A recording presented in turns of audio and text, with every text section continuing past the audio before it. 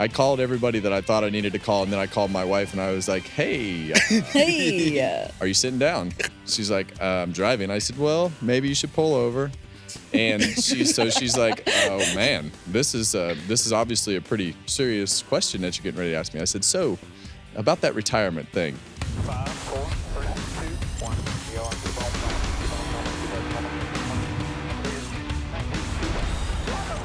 California's Kevin Harvick does it. Straight making right there. You're the man. Welcome to Kevin Harvick's Happy Hour, presented by NASCAR on Fox. I'm Kevin Harvick. She's Kaitlyn Vincie. And he's Mamba Smith. There you go. He didn't do a dig on you this time. No, he couldn't. He's not going to go back-to-back weeks. No, we gotta keep it mixed up. We can't just go straight to Mamba Digs every week. Mamba digs. I mean, the bill on your hat is a little short. Listen, this 47 hat, Kyle Busch hat is great. Is that a kid's hat? No, I got a... Are you sure? Yeah, what, you saying I got a big head? No, I'm saying that your bill's short. He originally thought right when he walked in and asked you if that was a kid's hat. It's like maybe that Kid is like size. an old 1947-ish hat. I mean, I know that's the brand, but That's maybe weird. it's from that era where they had the short bills. Have you seen the new hats where they cut the bills off? Yeah. And it's just would you wear that? I have not no. seen that. You haven't? not. Are you sure? I'm positive. not. All right, real quick. Rock, paper, scissors. If you lose, you have to wear one of the hats. Here we go. Ready? Okay, you ready? Wow. Rock, paper, scissors, shoot. Oh, God, you're so predictable. okay. Anyway, moving on. He just got a win. He's got another win. It almost worked. I know. He got me to hang upside down once in the chair. Of course, if you aren't watching with us, Kevin just won the rock, paper, scissors. Yeah, I went Mamba rock. He lost. went paper. Yes. I'm gonna log that for later. Right. Log that for later. Guys, we have an exciting show on tap today. Make sure you continue to subscribe to us on YouTube, follow along on social media as well. Harvick Happy Pod for all the happenings.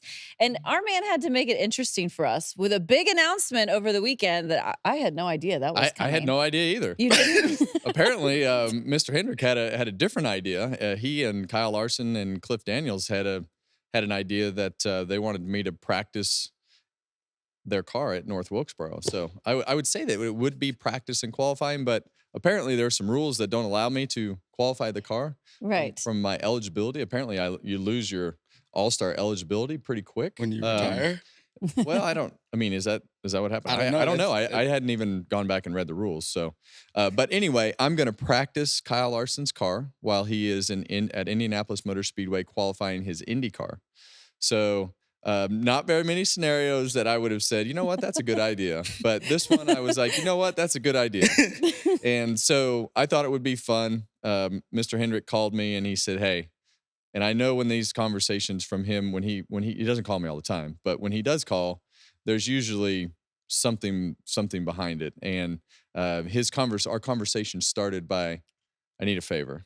And I was like, all right, well, whatever you need. Because a lot of people don't understand how this sport works. And the people who are inside this sport understand that there's a lot of things that people within different teams and organizations do for one another when they're in a jam. So Rick's been very good to me through the years, was a huge part of the decision of going to Stewart-Haas Racing, because I felt at that time you had to have a Hendrick something in the equation to win a championship. And so Rick called and said, hey, I want you to drive the car. And I said, let me make a few phone calls. So I had to call my bosses here at Fox, and I had to call my wife. Who was Right. first, the bosses or The- Delana? Well, I wanted to before I went to my wife, I was like, I need to make sure that everybody's good with this. Yeah. So I called everybody that I thought I needed to call, and then I called my wife and I was like, hey, Hey. are you sitting down?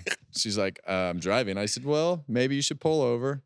And she's like, oh man, this is obviously a pretty serious question that you're getting ready to ask me. I said, so about that retirement thing, I think I'm going to go drive. I didn't say that. I Yeah. said, they've asked me to go drive Kyle Larson's car during the North Wilkesboro weekend. And she's like, okay, well, what'd you say? I said, yes, of course. Because I just, there's just not too many opportunities that are presented the way that this one was presented from Rick to say, I need a favor. And she's like, well, if Mr. Hendrick needs a favor, he's done us good. You should go do it. I said, okay. There you go. Easiest time So, that's yeah. ever happened. Yeah. That's so cool, though. Shortest retirement ever, but we're excited to see you back behind the Well, wheel. I'm still retired. It's just I'm This is technically a just special situation. helping some friends out. Helping some friends out. Helping some friends out. And I'm excited to be a part of the equation because I can't wait for. I hope Kyle Larson goes up there and qualifies on the pole and wins the race. And I just think that story of when Kurt Busch and Tony Stewart went and did the double, I think that was good for racing. Yeah. I think it's good for NASCAR. I think it's good for Kyle Larson. I think it's good for Hendrick Motorsports. And the bigger platform that Kyle Larson is on that weekend and that week, really month, I guess, is good for everybody. So just glad to be a little part of the equation to help in some way, shape, or form. So it'll be a fun day. Before we get into our regular scheduled programming, we do need to talk about when you did come over to Stewart Haas, right? You came over to Stewart Haas. So now we weren't teammates with Hendrick at the time, Kaitlyn, but we were like aligned. Yeah. Right? There was a lot of working together. How is it being, kind of quote unquote teammates with Jimmy? Well, we had a lot of information at that particular time, and last week we talked about that Dover success, and we talked about what we were going to do. A lot of that started because we had that Hendrick relationship and the success that Jimmy Johnson and Chad Knaus and Jeff Gordon and so many of those cars had at Dover. You had immediate access to that, and that's where Rodney and I started. Said, okay, let's start here. These guys have been pretty successful here, and you look back all the way back to 2013, the first time I tested the car. I can remember it like it was yesterday because I just didn't know what the difference in the cars was going to be. And the first thing I got in and I made my first lap, and I'm like, oh my God, why is this engine so much quieter than everything that I've been driving? Why is it so much smoother? There's no vibration. And, I think we had them covered by like 3/4 of a second at the very first test. And I knew from there, I'm like, all right, this was a good decision. And so really before I started driving the Cup car, I had to have a sit down with Rick.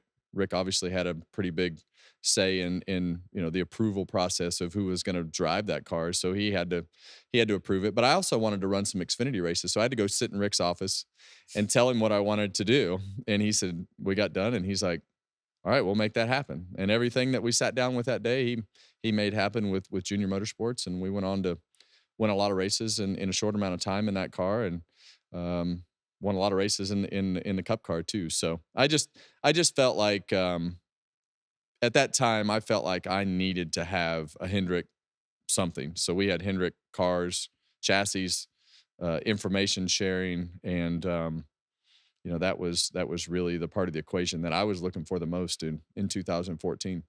That's cool. Full circle moments Full here. circles. Yeah. Well, we're excited to see you back out there. Yeah, Hope it goes it'll well be- for you. It'll be different.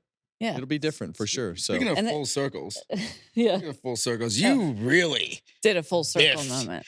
2 weeks ago on the word of the week. Yeah. I Okay. did. You're right. And you brought us right back. You lost us in the first half. In the second half, you had us. Roll the tape. Narrow pit road. It's a busy place as the 43 gets turned around by Tyler Reddick exiting his pit. They'll have to back up and, sorry, Corey Heim, rough introduction to the Cup Series there. Tyler Reddick yeeted Corey Heim right out of the way right there. Sure did. This is getting completely out of control with you, Kevin. You don't even know what yeet it is. Wow, 4 wide off the end of pit road there. The hats have been in podcast word, Mike, right? Flung him, Quint. Just flung him right around. That's why we don't explain it to you. And there it is. See, yeeted him. He's been yeeted. Excellent job. My favorite part of this whole thing is Mike. I think Mike is a little bit annoyed of the whole thing because he knows it's like for the first part of the race, this is one of the most important things that we have to do. We got to figure out how to get this word in because I have no idea what the hell I'm doing as far as how most of these words are supposed to work. And this is a word that Mike didn't really know. So the day before, I was like, hey, here's the word. I've been both sides of the fence here. Yeah. Like, should I tell him and get the reaction? Should I not tell him? But I found that sometimes it's better to just tell him what the word is going to be. And so we're talking through how to use the word because obviously, as we saw hullabaloo the week before, using hullabaloo is a lot different when you go to spit it out and actually try to say it than it is yeeted. So we were talking through the whole word, and his son, luckily his son Scott was there, and I said, Scott, and then we had a couple of interns there. just seeing how everything worked this weekend. So they were younger. I said, Scott, how would you use this word? And then the intern's like, I don't think so. I love the intern Yeah. got to weigh in. Yeah. So the intern got to weigh in. And so she was like, I would use it like this. So then we started looking it up, and your definition that you sent me was very, let's just say, vague. It was very vague. It was very vague. It was. And so we narrowed in on how the scenarios that we thought we could use the word, and it worked out pretty good this week. Yeah, no, He socials loved did. it. I Yeah. know they did. All the drivers loved it. William Byron gave you William a shout Byron out on responded Twitter on and social. said you nailed We're it. just here to please people. That's right. We're just here to make this You're- fun for you. You're making it Entertaining, interesting That's for right. everybody. Everyone but Mike Joy likes it. I don't think Mike dislikes it. I just think he knows that we might pay more attention to the word at the beginning of the race than we would anything else that we say. and like we have a range. Closers, you guys know there's a range of words. Kerfuffle, he loved that one. He So, did because that was the um, Squireism, right? Yeah.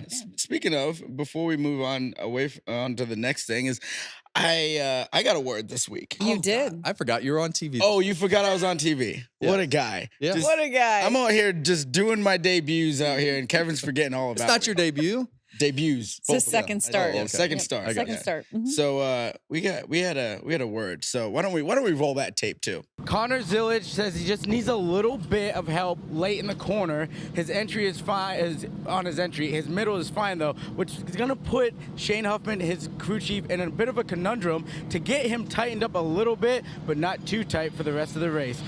Jamie. A conundrum. You guys know that Mamba Smith is a co-host on the Happy Hour podcast with Kevin Harvick and Kaitlyn Vincie.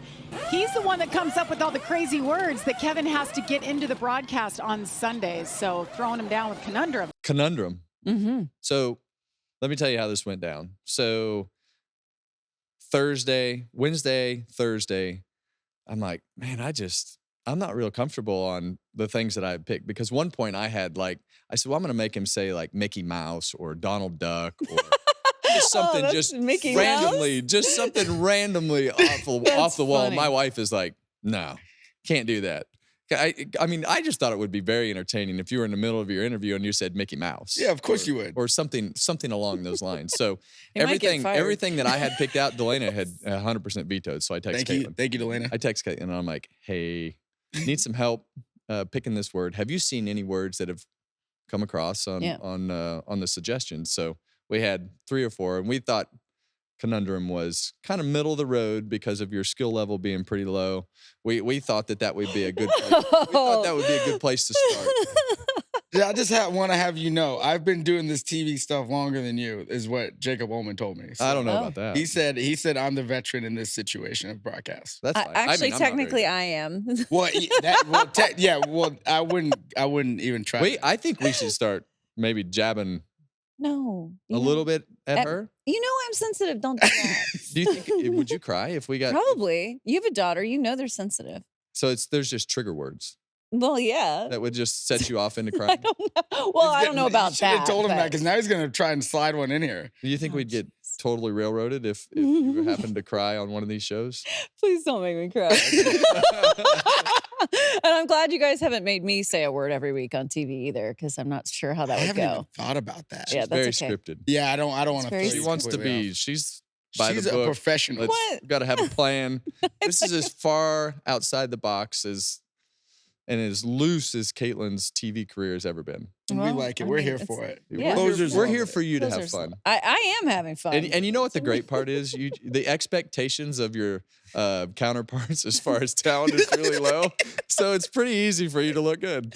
Oh my gosh. All right, we're moving on, guys. Just like All that. right, See, just she's moving segueing on. us right out of that. Well, we got to talk about the race at some point. We've spent a Okay. lot of time on words. So I guess we'll start with the winner. Mhm. Denny Hamlin had a pretty masterful performance. Defensive driving, pit crew executed, driver executed. What'd you think? Well, it sounds like he did his job, right? Well, that's what he's paid And, to do, you know. Yeah, that's what he's paid to do. But when you go and you look at the race and you look at the scenario, the pit crew gave him the lead again. Yes. They did their job on pit road. They put him in a position to win. Okay, and then they come back in for the last time, and Kyle Larson beats him off pit road. And what did he do? He passed him. Oh my God! Don't use that. Careful, word. Yeah, careful. be easy, guys. Denny Hamlin passed Kyle Larson. It's an amazing thing. I love the But eye he direct. did pass Kyle Larson for the lead. Kyle Larson was in front. Denny Hamlin beat him on a restart and passed him. It was amazing. Funny how that works. You know, I thought it was cool. He called his shot earlier in the week. Not many drivers I could. didn't know that. Yeah, I Yeah, didn't on know his that pod. till later. You should call your shot about the practice session and just say you're Ooh, for all. no. I don't know. Calls Did him you a see how he ran last I night? have literally not sat in a car since I got out of the car. at Whoa, Phoenix. easy, KB. Yeah, easy. so Hey, I'll just be we're happy if taking I can get risks it on off here. pit road. But yeah, It was great. Yeah. I watched the race. We were doing NASCAR Sunday, so I was out and about in Charlotte, and then rewatched the race yesterday. What? you should elaborate on what your NASCAR Sunday. NASCAR Sundays is when a group of people that normally wouldn't be NASCAR fans, we gather, and I bring them, and we all go to So a you bar. recruit these people? He brings yeah. more eyes to racing. You it recruit sounds them. like. Is it Yeah. like on the That's dating cool. app, or is it just like on Facebook Live or something? is No, not a no. riot It's group. It's like a couple friends, and then we put it on Instagram. But you've gotten them exposed to racing, right? Because they Yeah. weren't into it before. Yeah, a lot of That's them awesome. weren't really into it before. Now everyone is excited about every Sunday. Whether I'm there or not, they're still going out. I love around that. and bouncing around to different bars and stuff. So we were out. I watched the race, and I was like, "Cool, this was an awesome race." Like the battle between the 5 of Larson and the 11 of Denny Kyle Hamlin. Larson, who started 21st. Yeah. Oh yeah, I forgot that. He started Yep. way back. Okay, about so that. he drives through the field, but obviously he must have helicoptered to second or whatever. Yes. But so they're competing hard. I'm like, this is great. Like, I don't know why anyone would be mad about this. I go to Twitter and I see that everyone's all bent out of shape that he couldn't pass him. Yeah. And I'm like, okay, cool. I like whatever. He passed a lot of cars on the way up though. And Denny has a job to do, which is defend his position. And that's what he did. Yeah, we're watching it right here. Yeah, and look, you know the drivers learn quickly. They understand the vehicle that they're racing, and I heard Kyle Larson's comments and Denny's comments after the race about the air blocking. Mm-hmm. Can you air block? Yes. And I go back to 2020. Joey Logano did it not the exact way that you do it in this car, but he took my line away. He would make me cross his wake at Kansas. Dominated the race all day. Felt like we should have won the race. Logano got track position. Could never get past him. Most aerodynamic cars in the world are F1 cars. They have the biggest aerodynamic problem in the world of going slower. So I can just tell you that aerotight and those things are not new. They're not going away. This car, just like everything else that all these teams do, they get smarter. They come up with words.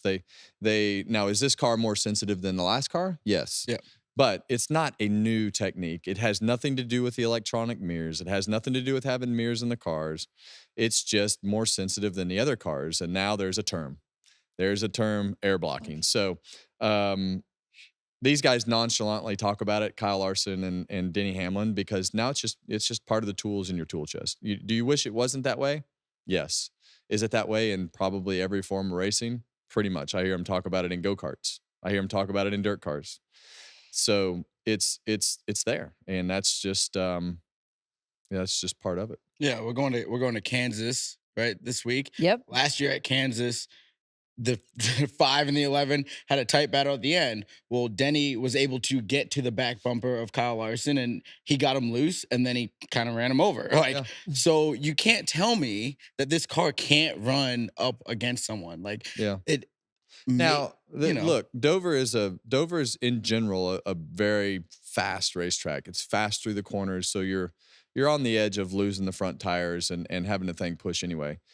With this car, it is very aero sensitive, but you also have a lot of options at Dover to move around the racetrack. But at the beginning of the runs, it's hard to pass because of the speed that the cars have, the corner speed that they have, and all the things that come with that. So it takes a variance in speed, which happens later in the run. Hamlin's car took off better than Kyle Larson's car all day. And when he got the lead, he drove off to like 3 seconds.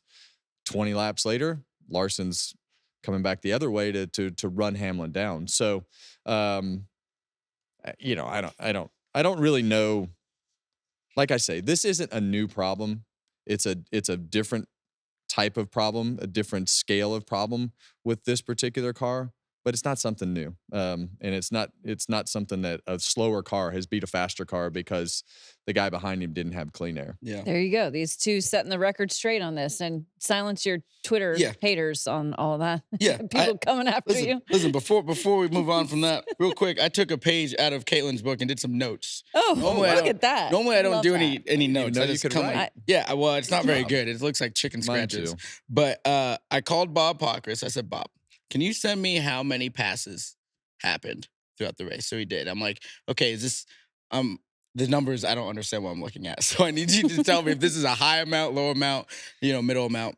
So he sent me from 2005 to present how many passes have been going on at Dover, right? So the largest average, right, for any driver, because that's how it's done, is Kyle Busch, and he was at 26.6 passes, quality passes, green flag racing. Okay, so that's 26.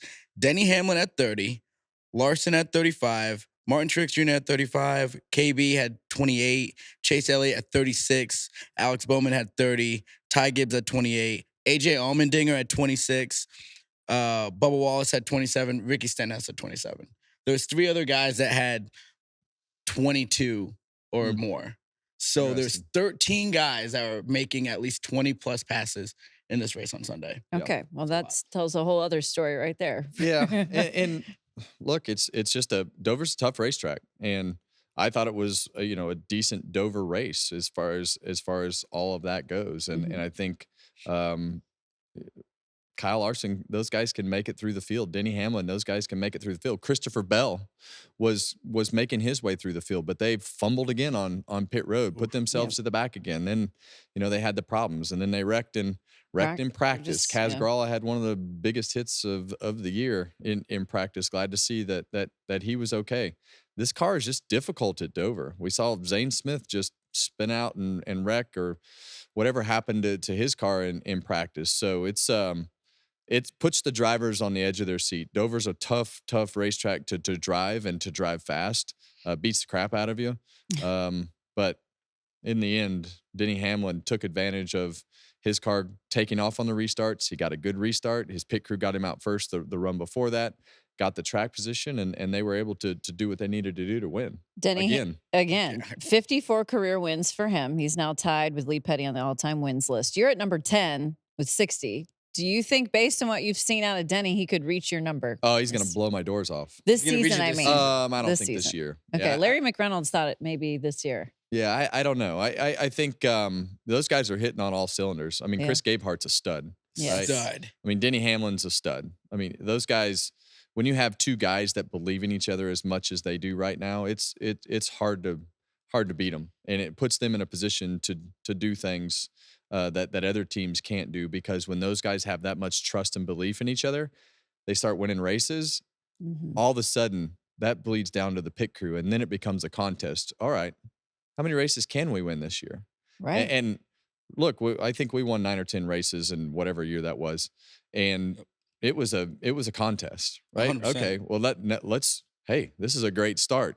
Let's dig in here and treat this like a championship week every single week, to go out and try to see how many races you can win, because you just never know when you're going to have another year like this. And Denny Hamlin and Chris Gabehart are switched on. It seemed like you had the similar chemistry with Rodney. That's what you're speaking of. You do, trust. but you don't always have the cars to match that chemistry. And when you have that chemistry, and then you have that over-the-top confidence, like Denny has and Chris Gabehart has. Denny expresses it much different than Chris does, but you have to respect both individuals, right? For the way that they do things, and the way that they drive and things that they do.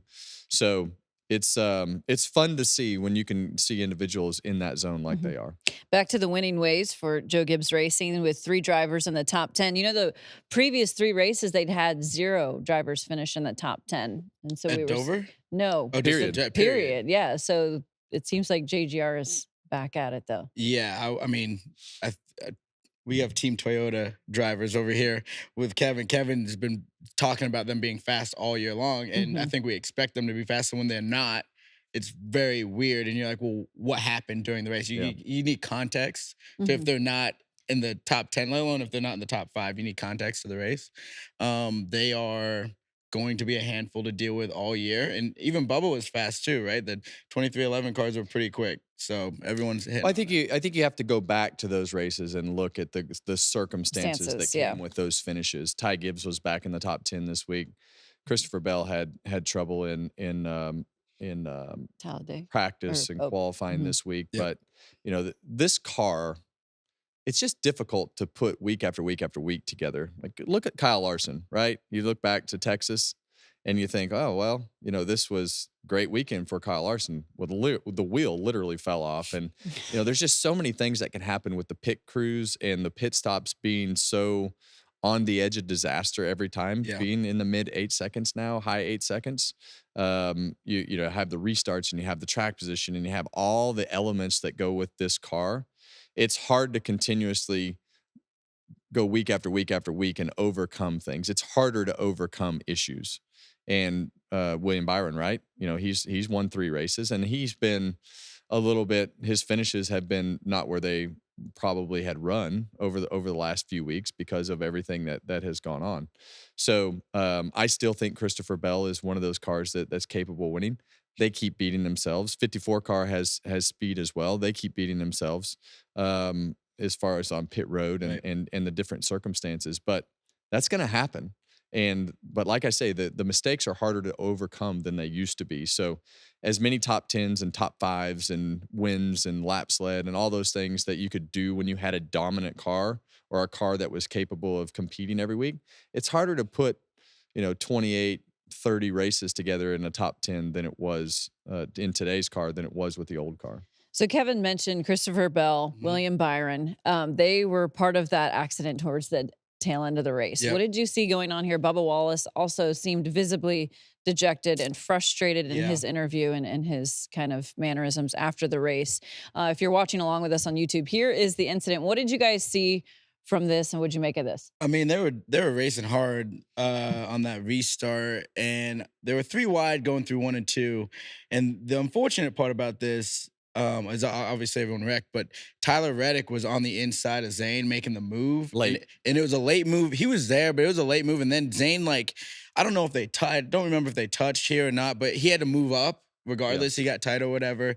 And Bubba was on the outside, and it just was a massive. Yeah, so basically what happened is Tyler shoved it in there really late on the bottom, and Zane, I don't think really anticipated him doing that and kind of jerked the car to the right. And Bubba was starting to come down the hill when Zane jerked the car back up the hill and clipped Bubba. But lucky that wreck wasn't bigger than it was. Usually when they wreck like that off of turn 2 at Dover, it collects most everybody behind them. But the way that wreck turned out, there wasn't as many cars as I thought could be involved in that. So I really think that wreck was just a racing deal. Yeah, it was.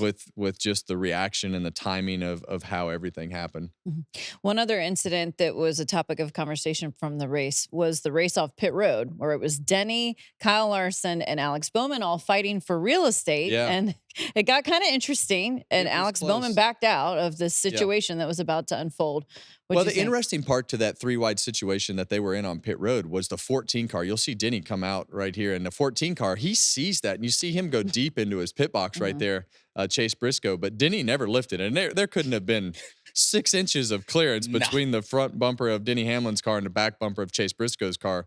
But like you say, Bowman definitely lifted right there to fight another day, and Denny took a chance of not lifting and wound up with the lead of the race. Yeah. I think with Denny being there, because it was Denny and then 2 Hendrick cars, right? So he kind of knows who's beside him, and for him, it's I can put these guys in a really compromising situation to where they basically might take each other out. And the Dover pit road is just difficult. We saw it earlier when Reddick yeeted Heim out of the way. One more yeeted in there. I got that one down pat.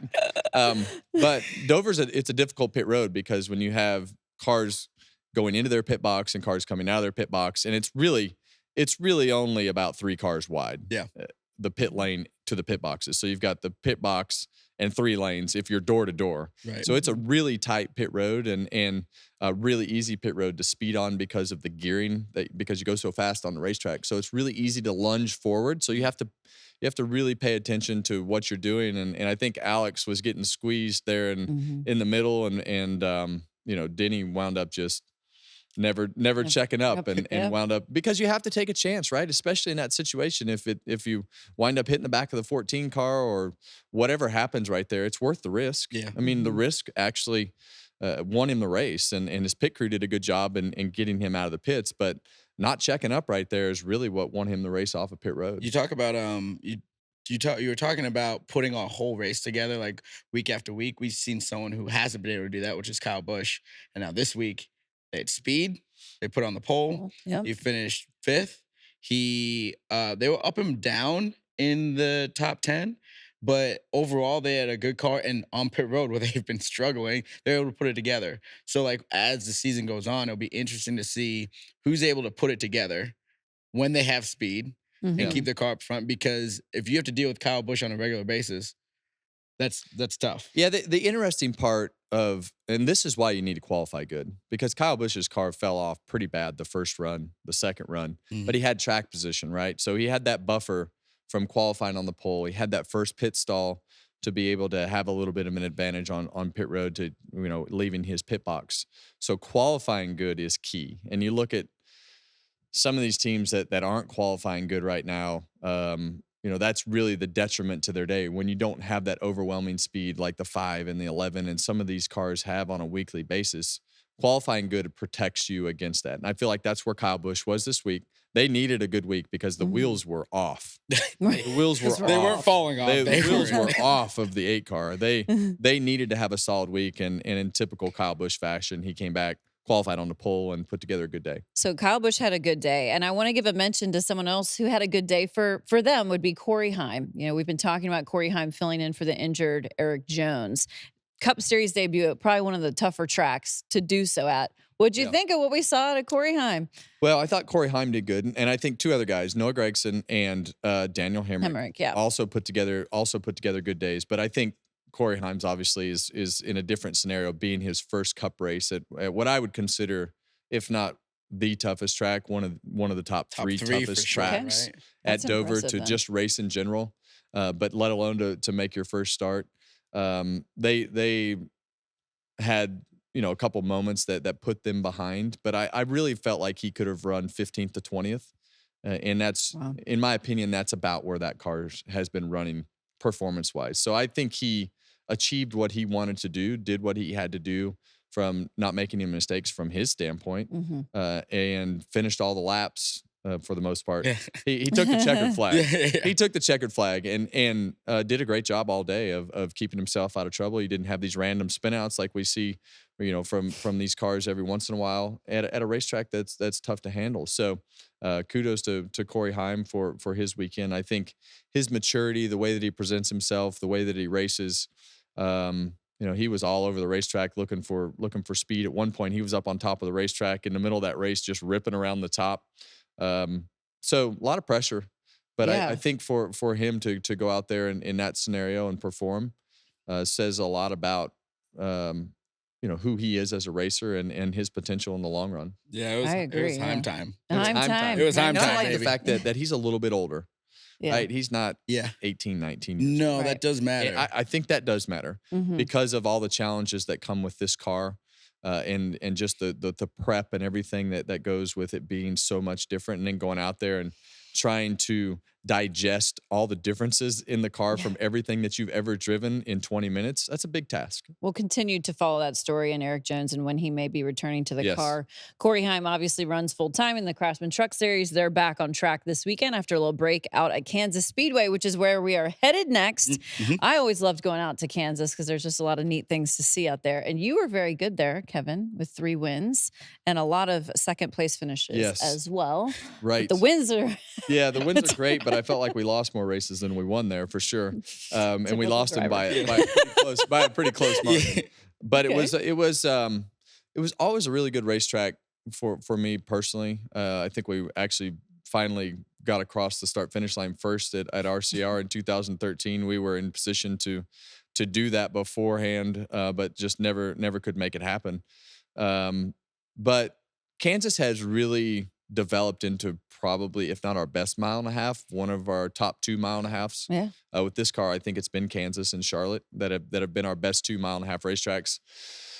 And I think that a lot of that is just the the banking and the way that the racetrack is aged and the shape of the corners. There's just a number of things that you could argue as to why that is. But you're going to have to run the top of the racetrack really good this week. And I think the progressive banking, the bottom lane, second lane, every lane that you go up has another degree of banking. And the way this track is aged and the way that you drive it, it still gives you options. The top is going to be dominant at some point, but it still gives you options if your car is good enough to run that middle lane and get position on guys. This race is one of the best ones of the year last year, Yeah. if I recall. 37 lead changes, is that right? At that race a year Something ago? like that. Can't It's be because they don't pass. Whoa. Can't Yeah.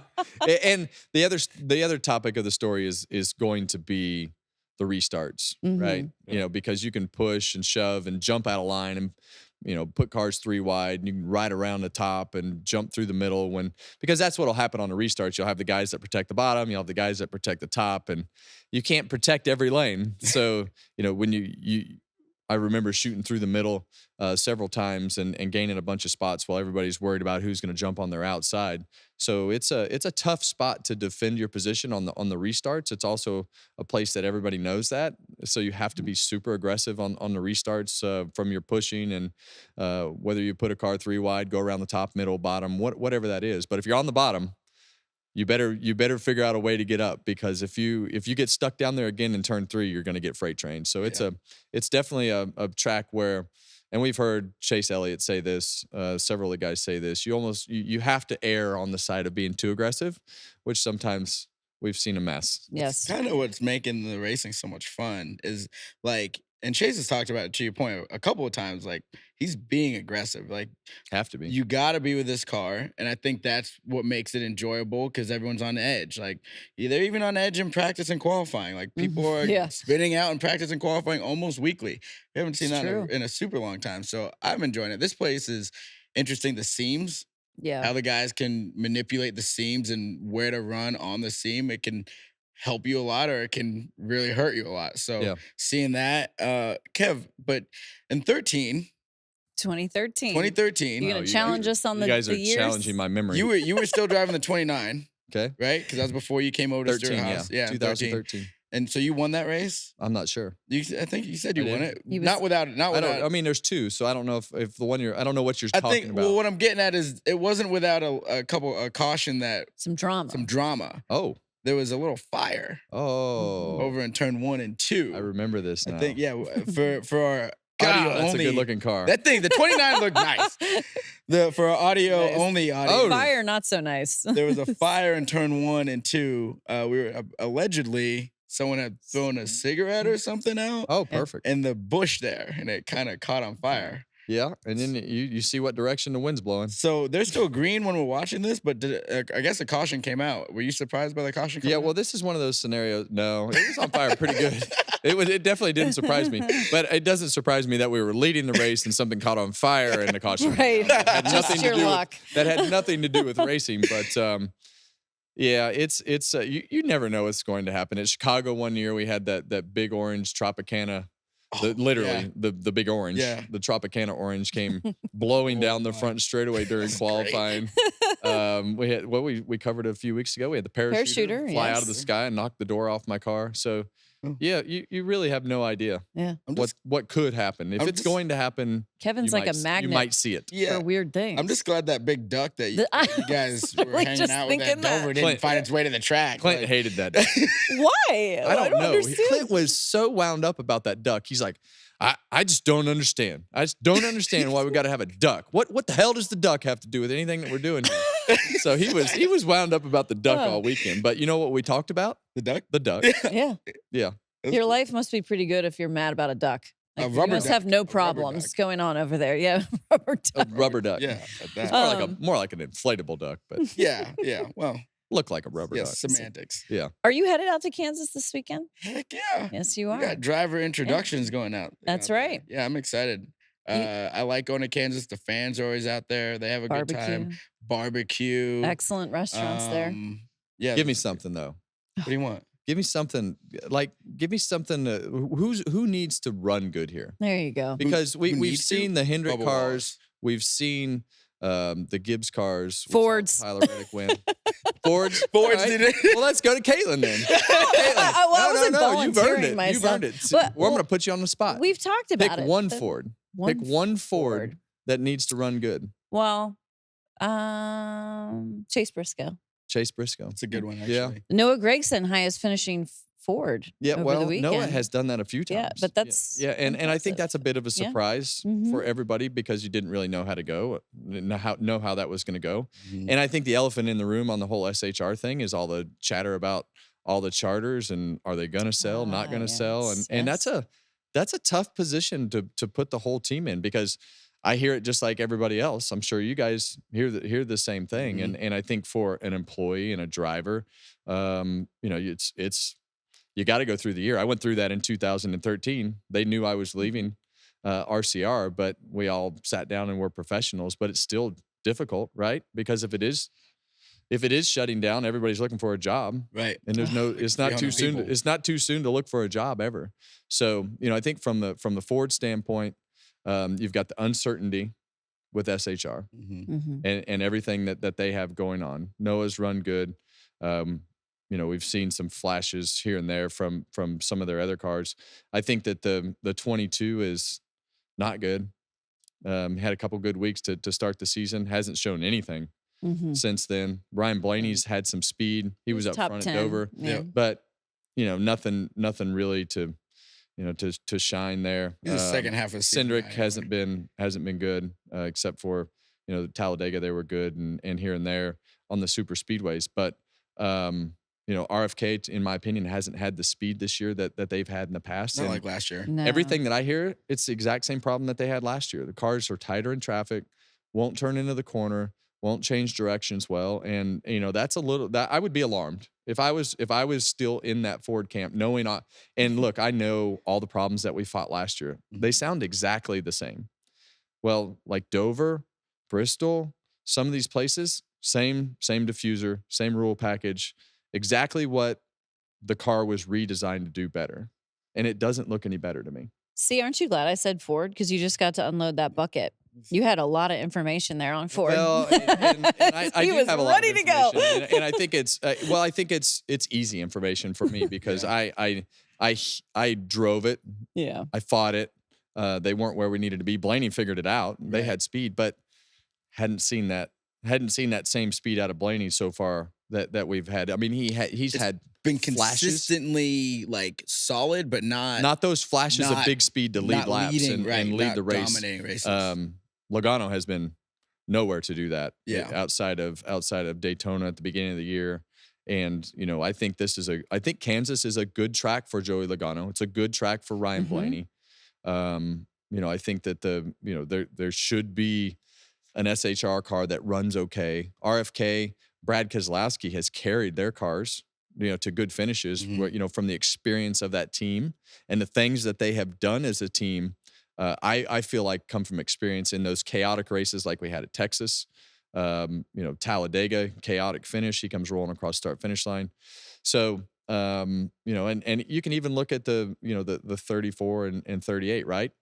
34 was in the front at Talladega. We expected all those Fords to be in the front, but you hear chatter about the things that are happening with the 34 driver and is he going to be the 34 driver next year? Is he not going to be the 34 driver next week? So, I think for the Ford camp in general, there's just a lot of uncertainty with everything that is going on right now outside of the, kind of the lack of performance. So we've identified the Fords need to have a good weekend this weekend. Who else? You said Bubba Wallace. Did you give us their full reasoning on I want you Bubba? to be.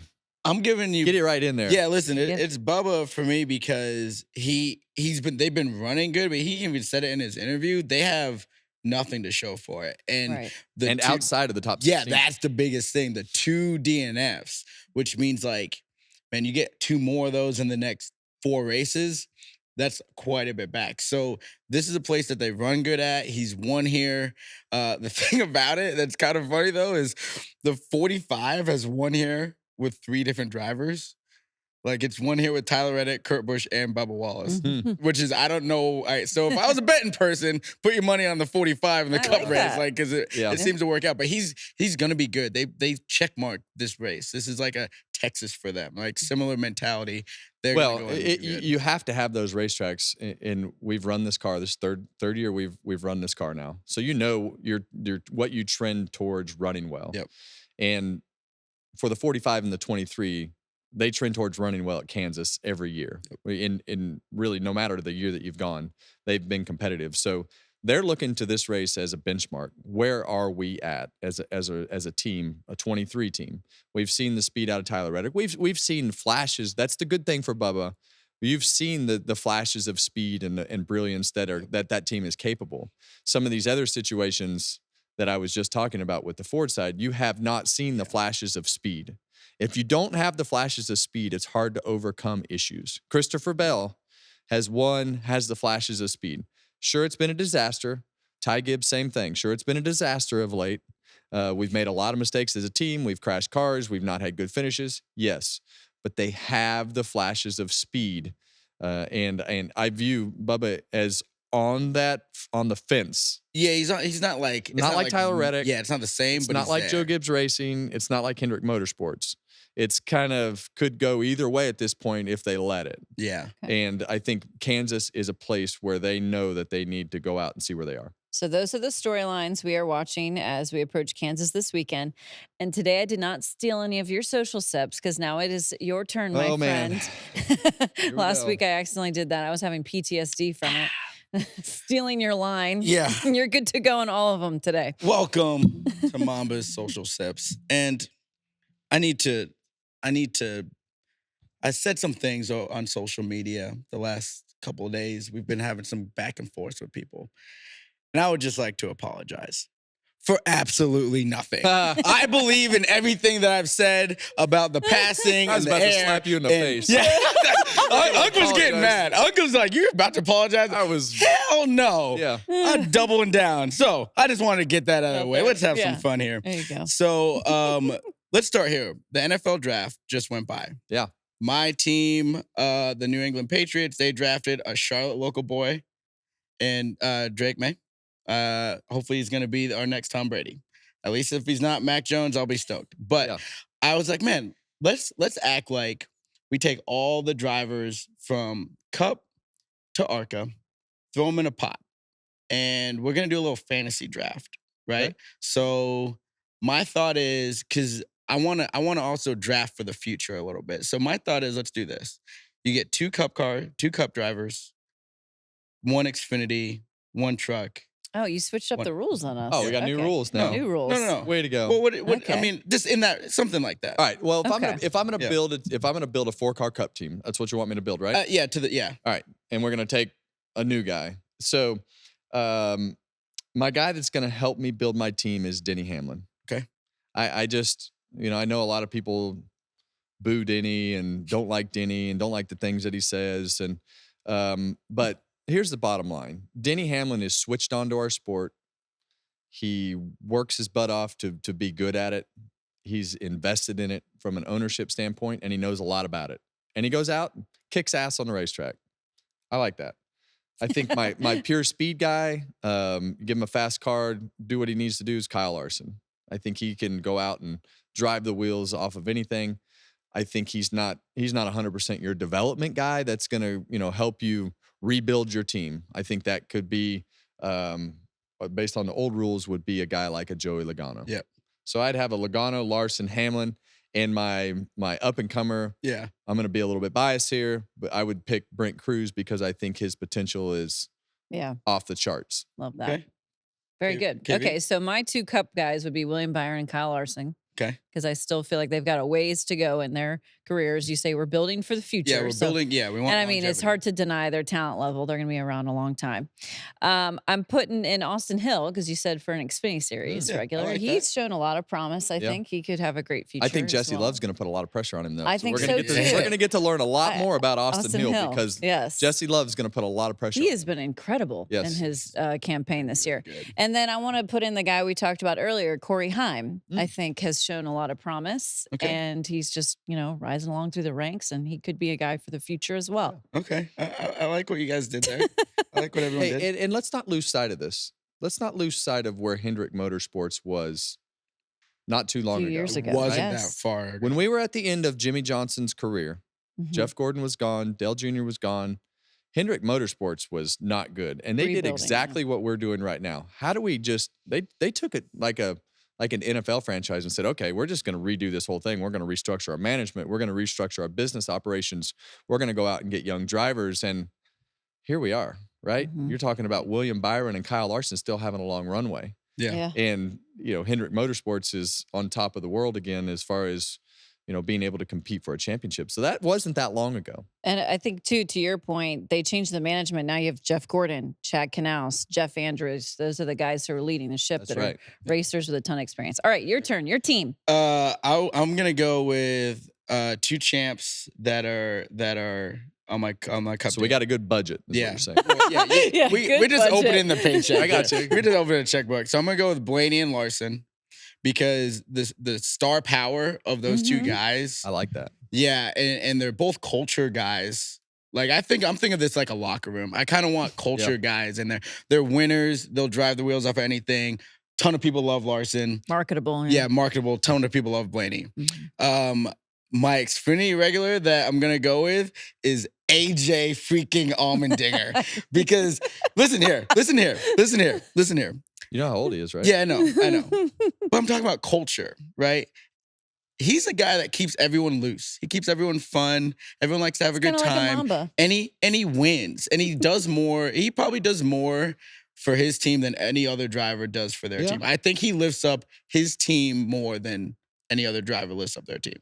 Okay. So I'm going with AJ. And then I'm going to dig pretty far back. I'm going to go with Connor Zilic. Spell it. I can't spell Can you it. spell it? I can't spell it, but he's a dog. He is. All that kid does is win. So like Yeah. I think from the long term, I think that's who I would, long term, that's who I would see in my program for a long time. AJ would help bring him along. So last week we had some fun in our interview with the Joe Gibbs bunch. And I asked him, Oh yeah. I said, who do you think is a better driver? Dale Jr. or Chase Elliott? So I'm going to ask you a hard question. Okay. And you weren't prepared for this. That wasn't. We didn't talk So- about this off screen. Yeah. So I'm putting you on the spot right here. So if you were not under contract and you were Ryan Blaney, Okay. what's your team? If I'm not If under Ryan contract. Blaney could go to With a Hendrick free Motorsports, Yeah. is that a move he makes? Now as If being you were Ryan Blaney, now as being the champion, the reigning champ. right now, if he didn't have a contract at the end of this year, and let's just say they were gonna fill Doesn't matter. one of the cars, Whatever. Yeah. Yeah. would he be better at Hendrick Motorsports? I think so. I think that Ryan's been a part of Penske's roller coaster ride of being really Trajectory. good, and then they've struggled, and then being good, and then he's been a part of that whole thing, and he's won a championship. He's proven that, and He'd be a rock star. At I Hendrick. think at Hendrick with the Look at Kevin stirring The the pot. best equipment we get yearly, he would be it'd be tough. It's like I think they'd be having like 2 Larsons, to be honest. Okay. I agree. Well, you didn't get to answer the question about yeah, send it Dale back to him. versus Get him. Chase. I think you wanted to answer, right? Yeah, get him. No, get him. Don't ask him if I he thought wants he said to. he wanted it. Just make him do it. Oh, Yeah. geez. So that was I always think generational. I always think generational questions like that are very interesting, right? Because when you listen to the Gibbs guys answer that question about Dale Jr. and Chase Elliott as to who the better driver is, they all 4 said Chase Elliott. I would argue against that. Okay. Because I grew up and I think, it's the is it Joe Montana or is it Peyton Manning? Is it, Tom Brady or is it Terry Bradshaw? It's you have those generational things. So it's for me, I grew up racing with Dale. I think that Dale Jr. had he had a lot of different experience in different cars. I would personally go with Dale Jr. on that side of the fence. And reason I ask that question is because I just think that the different generations of who thinks who is good has a lot to do with what you're doing now. And you overlook and when you put them on the spot like that, I like to see their reactions. But if I had to be put on that spot, I would choose Dale Jr. mainly because I raced with him more. I got to see everything, his whole body of work. Yeah. Right. And we still haven't seen Chase Elliott's whole body of work. Right. I know that, but it's it's interesting. I think Chase has won 19 Cup races. We just looked that up. I think Dale is 26. Yeah, 23, in those 26. mid 20s. But look, those guys they have a different. They're in a totally different category than everybody else as far as what they do for the sport, what they mean to the sport because of their heritage in the sport with their name. And it's just such an interesting topic of conversation because they were both the most popular driver now for how many years in a row with everything that they've had, their families. So it's, I think it's my big thing on those subjects with those two is people need to understand the magnitude of what they deal with and how those things go. Both great drivers, right? Yep. Both great drivers. I'm a little biased towards Dale Jr. and what he did in the sport and what he's done for the sport. But that doesn't mean that Chase Elliott's not great as well. Yeah, So that's not how that goes. we're here to have fun. We're here to have good conversations. And they're That's not, right. I don't look at that as a hard questions No, it's a fun but question. it creates conversation about just it led to different conversations about whoever else it was, Petty and Earnhardt, right? Right. Mm-hmm. I'm an Earnhardt fan. I think that Richard Petty had a great body of work too, but I think his era was different than Dale Sr.'s, right? So it's those type of conversations for me are fun. Yeah. And before we go, I did answer your question though, right? You did answer. Okay. he Yes. found it in there somewhere. Yeah. Before we move off of Mamba's sips, thank you so much. We got to talk about this mannequin at Barber What in Motorsports the Park. hell? So Too in the funny. IndyCar race, there is a mannequin that fell off of Georgina. right? Georgina. Is her The name. mannequin has a name? She's been there Yes, forever. It's like a staple apparently Yeah. for the Apparently nobody's racetrack. checked So the rope. she fell off of the bridge and right in front of Pietro Fittipaldi, and they didn't throw the caution. Her hand did get knocked off, and my boy Scotty McLaughlin ended up with the win. Shout out to Ooh, Scotty. I like him. And he had a nice picture, and him and Georgina Fantastic. had a moment together. Scotty so McLaughlin. Scotty Got Mac. a lot more fans if you got in that Cup car. I thi- Just saying. Just saying. Hey, Just saying. Hey, Penske, how about one of those Cup cars at one of those road courses so we could see? Let's go, Scotty. Kevin's full of Let's ideas go. on this show. Get I love Scotty in that. I've Cup been after Series. Scott McLaughlin for a long time That's to my come over guy. and run one of these Cup road races because I think it would be a show. I think he would do a fantastic job. Absolutely. Maybe we'll see that in the future. Okay, so your Thursday episode is with the driver you were just talking about, Yes. Chase Elliott. Yeah. You I excited went for to this? the I went down to Dawsonville, Georgia to interview Chase. Early morning. It wasn't early morning, but I always feel like it's better to do whatever these guys want, right? Because I know as a driver, I'd rather not put a lot of effort into you coming to interview me or you coming to interview me. And I don't mean that I just during the week is your time, Yeah. right? So if they don't have to put any effort into going out and making your interview work, I want to make the interview work for them. They said, well, you got to come to Dawsonville. I said, well, you know what? I'm going to drive to Dawsonville. So Chase was great, in a great Nice. mood. Obviously, coming off of a win, I think it was. I think there's a lot of fun insight to just understand where he's at with his team. That was the thing that I took most out of this interview is just the trust and faith that he has in Alan sitting up on top of that pit box, and so all the stuff we talk about today, they could give two craps less about. It affects them in no way whatsoever. And that's what I was talking about earlier. That's the world that a Dale Jr. and a Chase Elliott live in, right? You have to understand how to deal with all the noise.